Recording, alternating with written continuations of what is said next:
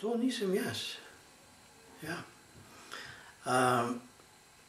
In jaz dejansko tudi kot oseba, ki sedi zdajle tukaj na tem kavču, sem trdno prepričan, da to nisem jaz. Še jaz citiram eno misel iz neke svoje druge knjige, Čarovnikov vajenec. Nisem to, kar mislim, da sem, ampak sem to, kar mislim. Kar seveda pomeni, da je tisti jaz, ki naj bi bil jaz, neulovljiv. Da je to samo neka predstava, ki jo nosim s sabo skozi življenje, zato da bi lahko komuniciral z drugimi ljudmi, ki pravijo, to sem jaz. Jaz sem tisti, ki gre na zabavo in se pogovarja z ljudmi in bi rad nekaj pametnega povedal, pa mu ne rata.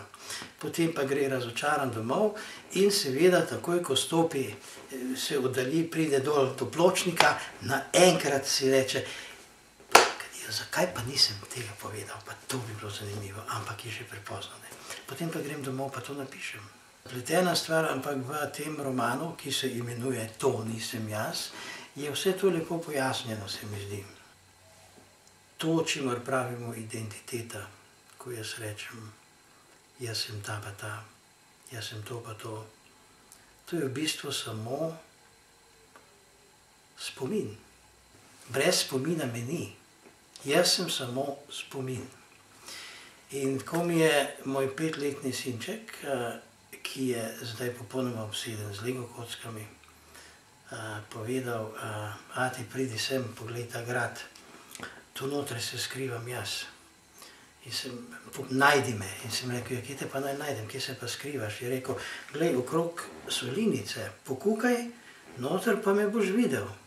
Sem rekel, a skozi vse ali samo skozi eno? In je rekel, ne, skozi vse, skozi vsako boš videl samo en delček mene, pol me pa lahko sestaviš kot Lego kocke. In potem se mi je utrnilo, da je spomin kot tale grad iz Lego kock, kjer lahko pokukaš skozi linice, ampak vidiš samo tisto, kar ti je ostalo v spominu. Tega je pa zelo malo. In samo to lahko sestaviš v neko celoto in samo ta zreducirana spominska enota je potem tisto, čemur praviš, to sem jaz.